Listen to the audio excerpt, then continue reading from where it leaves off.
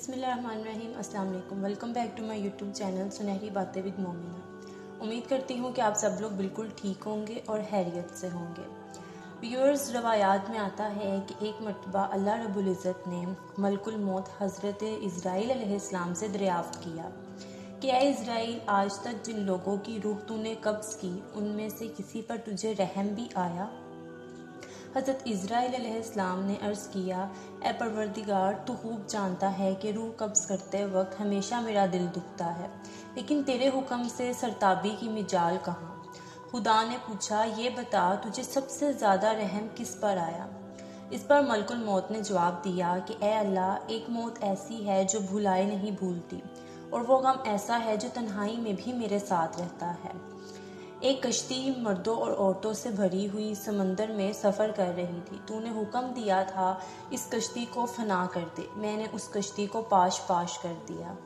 پھر یا اللہ، تو نے فرمایا، سب مردوں اور عورتوں کی روحیں قبض کر لو، لیکن ایک عورت اور اس کی نوزائیدہ بچے کو چھوڑ دو۔ میں نے اس حکم کی تعمیل کی، سب کی جانیں قبض کر لیں۔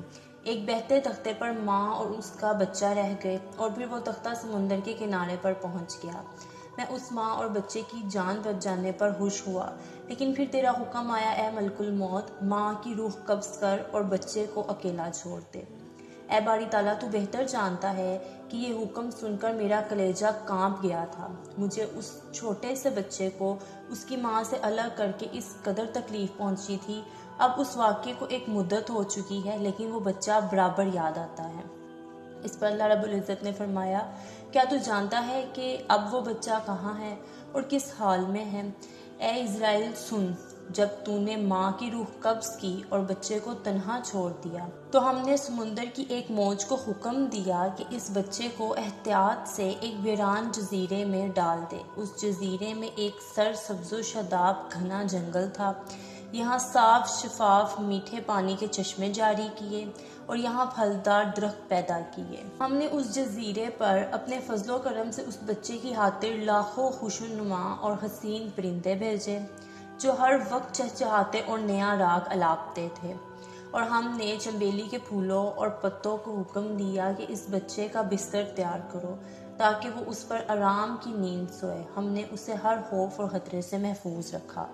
آفتاب کو حکم دیا کہ اپنی تیز دھوپ اس پر نہ ڈالنا، ہوا کو فرمایا کہ اس پر آہستہ چلنا، بادلوں کو حکم دیا اس پر بارش نہ برسانا، بجلی کو ہدایت دی کہ خبردار، یہ میرا بندہ ہے، اپنی تیزی دکھا کر اس کو ڈرانا مت۔ انہی دنوں جنگل میں بھیڑیے کی مادہ نے بچے دیے تھے۔ ہم نے اسے حکم دیا کہ اپنے بچوں کے ساتھ اس انسان کے بچے کو بھی دودھ پلاؤ، اس کی دیکھ بھال کرو اور اسے کوئی تکلیف نہ پہنچے۔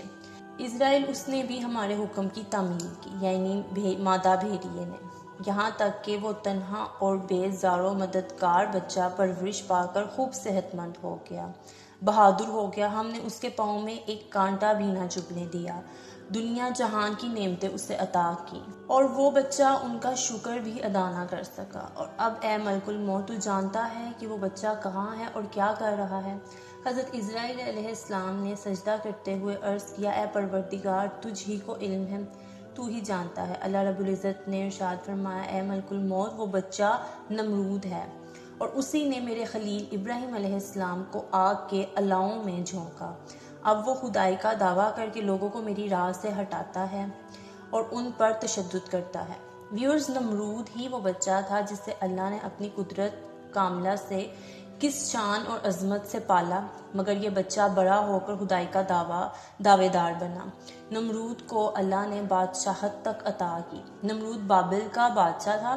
علماء کے مطابق جن 4 بادشاہوں نے پوری دنیا پر حکومت کی، نمرود ان میں سے ایک تھا۔ ان 4 میں سے 2 مومن تھے اور 2 کافر تھے۔ مومن حضرت ذوالقرنین اور حضرت سلیمان علیہ السلام تھے، اور کافر نمرود اور بخت نصر تھے۔ نمرود مسلسل 4 سال تک بابل کا بادشاہ رہا۔ اس نے سرکشی، ظلم اور تکبر کا راستہ اختیار کیا اور آخرت کی بجائے دنیا کے اصول کو پیش نظر رکھا۔ جب حضرت ابراہیم علیہ السلام نے اسے اللہ کی عبادت کی دعوت دی تو اس نے جہالت اور گمراہی کی وجہ سے خالق کا انکار کیا۔ خالق کے خلیل حضرت ابراہیم علیہ السلام پر ظلم و ستم کیا، ان کو آگ میں ڈالا، ان کو اذیت پہنچائی۔ پھر رب کائنات کے حضور اس کے خلیل حضرت ابراہیم علیہ السلام نے دعا مانگی کہ اے مالک، یہ تیرے ساتھ مقابلہ کرنا چاہتا ہے، اس کو ہلاک کر۔ تیری مخلوق میں مچھر ادنا اور ضعیف ہے، مطلب سب سے کمزور اور چھوٹی کہہ لو، اور سب سے چھوٹی مخلوق جو اللہ تعالیٰ کی ہے نا، وہ مچھر ہے، جو کسی سے طاقتور نہیں ہے اور کئی جانوروں کی خوراک بنتا ہے، یعنی مچھر جو ہے۔ میں تیری رحمت سے اس مچھر کو مانگتا ہوں کہ وہ اس مردود کا خاتمہ کرے۔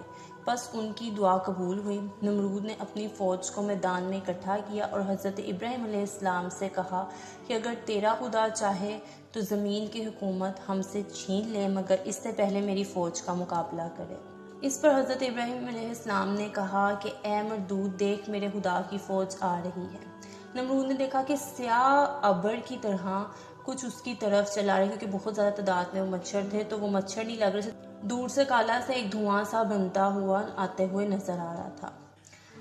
تو نمرود نے دیکھا کہ سیاہ ابر کی طرح کچھ اس کی طرف چلا آ رہا ہے۔ یہ دیکھ کر لشکر میں ہلچل سی مچ گئی، مچھروں کا شور پھیل گیا اور اس مردود کا سارا جوش و خروش مٹی میں مل گیا۔ یوں اللہ پاک نے اس لشکر پر مچھر مسلط کر دیے۔ انہوں نے ان کا گوشت اس طرح کھا لیا کہ صرف ہڈیاں باقی رہ گئی تھیں۔ ایک مچھر اس پلیت نمرود کی ناک میں سے گھس کے ناک کے ذریعے اس کے دماغ میں جا کر سر کھانے لگا۔ مردود اس عذاب میں گرفتار ہوا کہ جس کا چارہ بھی کوئی نہ تھا۔